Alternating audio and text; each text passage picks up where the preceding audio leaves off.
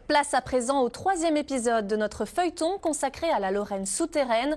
Ce soir, nos courageux spéléologues Samuel Mulin et Robin Droulez ont suivi leur équipe dans un tout autre univers, en Meuse, le long de la rivière souterraine de Robert-Espagne.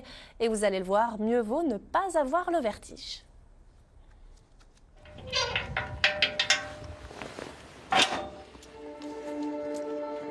Une entrée vers un autre monde. Au milieu de nulle part, un trou gigantesque.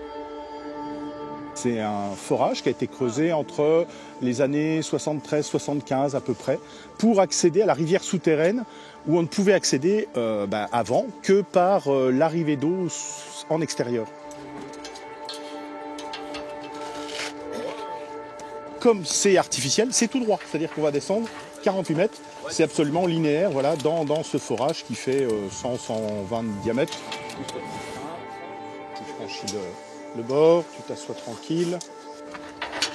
Abiela descend sur la blanche. Allez. J'y vais. Se suspendre au-dessus de 48 mètres de vide. À tout de suite. À tout de suite. Vertigineux. Descendre vers un monde inconnu. Une lente progression dans un immense tube, presque infini, menant tout droit au centre de la Terre, avant de retoucher le sol, au bord d'un cours d'eau. Dans les années 60, c'est là où des plongeurs ont commencé à plonger par l'extérieur pour arriver ici à peu près 400 mètres de conduits noyés, de siphons. Ça a été, dans les années 70, le plus grand réseau au monde connu post-siphon. C'est-à-dire qu'on accédait uniquement par le conduit noyé, le siphon. Et là, derrière nous, il y a 10 km de galeries qui s'offrent à nous pour aller se balader. Des galeries, comme de longs couloirs. Pas à pas, le groupe de spéléologues s'enfonce contre le courant. Tout autour, cette roche difforme, façonnée par le passage de l'eau. Une immense cavité qui peut s'immerger en un rien de temps. Il peut y avoir des montées en charge extrêmement rapides sur toute la hauteur de la galerie. En l'espace de 4-5 heures, la galerie se remplit. Et derrière, en 6 heures, ça se revide complètement.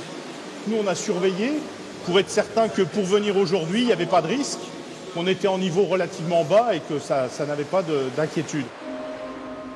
Plongé dans un noir, le plus total, ces galeries s'éclairent au passage de ce petit groupe de spéléologues, laissant découvrir tous ses secrets.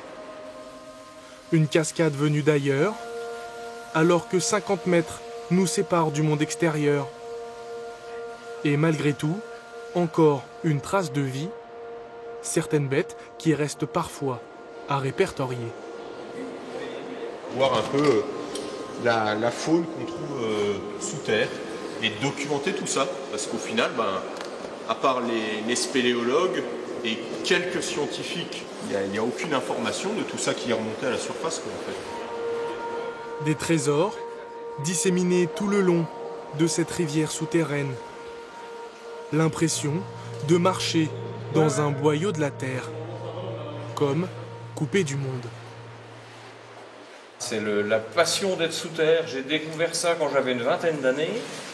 Et bientôt 65, ça ne m'a jamais quitté. C'est un paysage tellement... c'est magnifique, c'est diversifié. Mais il faut bien remonter à la surface, grimper pour retrouver la lumière, abandonner derrière soi ce monde parallèle, ces immenses galeries qui resteront là, comme figées dans le temps.